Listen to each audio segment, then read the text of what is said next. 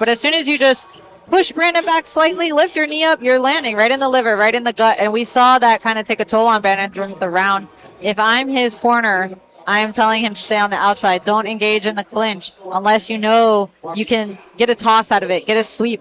But instead, Brandon's coming forward. Dylan's using his weight and his pressure to just maneuver and counter and throw beautifully landed knees. We'll see how the second round shakes out. Again, I'd like to see Brandon maybe take a step back, time out more of these combinations, stop rushing in for that clinch, because I just think Dylan's winning the clinch. Yeah, and I think Brandon expelled a little bit more energy during that round. So, I mean, as the fight goes on, I mean, unless his conditioning is a little bad, I definitely know that Dylan was able to not use up as much energy. That was a nice knee, though, from Brandon there right off the break.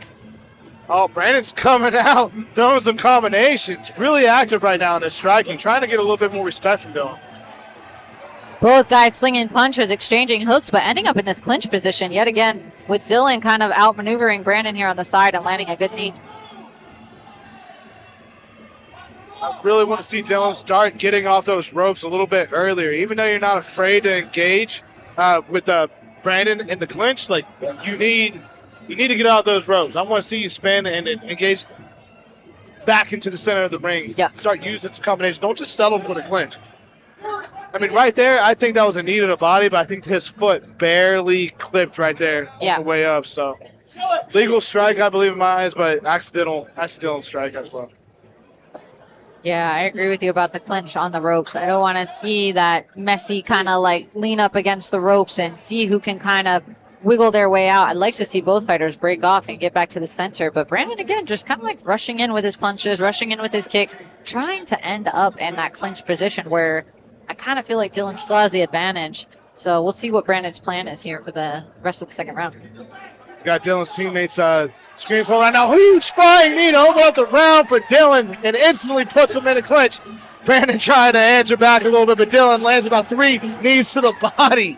What a great way to open up this round where the referee almost takes one to the face himself. Beautiful exchanges there. Brandon coming off aggressive. Dylan trying to clinch up. Brandon trying to get out with hooks. Dylan now the advantage in the clinch. Nice knee to the body by Dylan, but again, I want to see Dylan circle out and get away from these ropes. I know he's comfortable in the clinch, but I want to see some strikes coming from him right now. You can just see this pressure wearing on Dylan a little bit. He's not really engaging. Brandon just continuing to come forward and put his weight all over Dylan. That's what he's doing right now. He's just leaning, putting his weight, landing those heavy shots. Definitely took a toll on Dylan there at the end of that second round. Yeah. I mean, honestly, as I'm thinking about it, I don't know how the judges will particularly judge these rounds. Because even though we have a good advantage point from where we're sitting and viewing this fight, I mean, these judges are in different spots in the ring. And during the clinches and the exchanges, I don't know how much they're going to score for each fighter, because one of them may be seeing Brandon putting all the pressure on Dylan, pushing him back up against the ropes, and then seeing him land a few body strikes. But Dylan, in my eyes, was controlling the clinch, was landing more in the clinch. And that's where most of the fight is coming, scoring from. But it was a great way for Dylan to open up that that round right there with that flying knee that landed, and then they got into the clinch right there. But that seems to be what is happening in every round. It's nothing but clinch. Yeah, Brandon coming in and putting himself in the clinch wasn't necessarily winning him any points, I believe, because Dylan would just turn him to the side, kind of bend him down, and just throw a knee up. But Brandon's still coming out aggressive. Definitely looks like the fighter with the most gas left in the tank. So we'll see how this third round ends. Smile by Brandon over there in the red corner. Let's see what he comes out with. A little respect in the bending. Head kick by Dylan, but it's blocked by Brandon. Brandon just trying to swarm in for that clinch.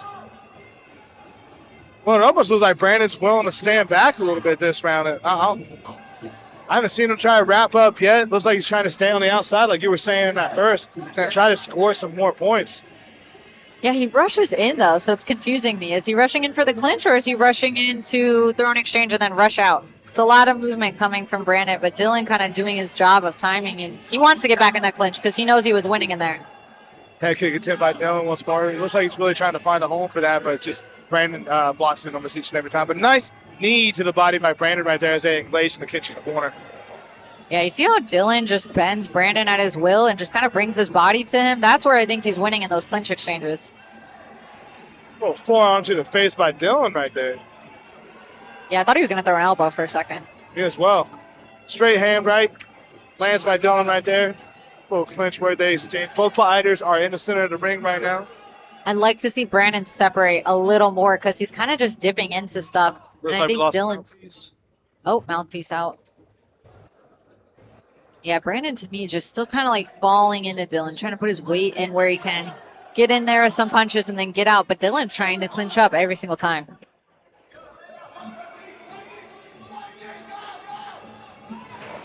Nice sweep by Brandon right there. As soon as he saw the tee by Dylan, he swept his other foot. That was a great little sweep.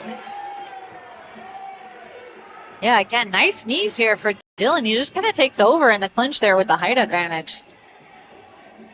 Nice over here right by Brandon to score. Another mouthpiece? Mouthpiece and a little coin stripe, but I'm not really seeing it. Ref telling him to bite down because he lost his mouthpiece again. So easier said than done, though. Yep. Brandon stepping off from that strike and trying to throw back his own. I mean, seems like he's not trying to clinch up nearly as much as the first 2 rounds. I feel like he thinks he's down in the fight right now.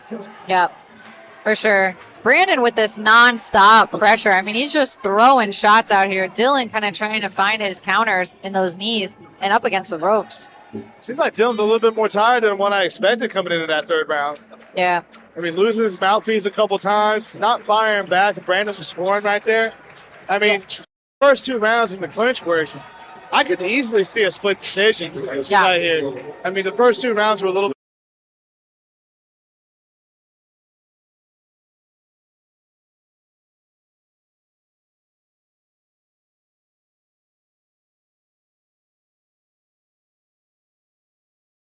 Dylan in that first round. I think that's what's going to come down to because I believe in that 3rd, that was the best chance for Brandon to take round. Yeah, and it's going to be interesting to see how they score this one, Ronald, because this is the most clinch fighting we've seen out of 2 fighters. I mean, the clinch was nonstop engaged, so I'm interested to see who they're giving the advantage to. Brandon for engaging the clinch in the first half of the fight, or Dylan for finding a home for those knees almost every single time.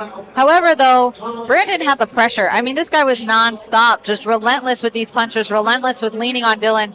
As you noted, Dylan looks exhausted. Brandon looks like he could go 2 more rounds. Yep. And that was exactly what we were, the opposite of what we were saying in the early rounds. We thought Brandon was engaging too much, and he'd be wearing himself out. But in actuality, he was wearing down Dylan for those later rounds. And then he came out in the 3rd, not really wanting to engage in the clinch. And was starting to really find those strikes and find his tempo and was able to find a home with the punches. So pressure was a little bit too much, but it looks like we're going to the ring announcer right now for our official decision. Let's see how the judges have it.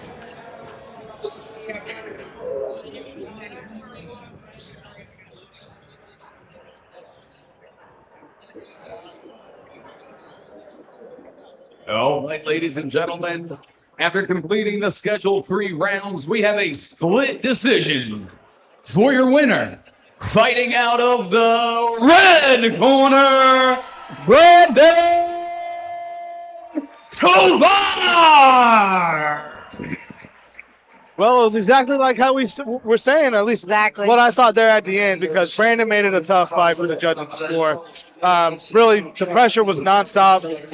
First, it was the clinch work, wearing down Dylan those early rounds, and was able to put his punches on him there in the 3rd. It seems like, yes, 2 out of 3 judges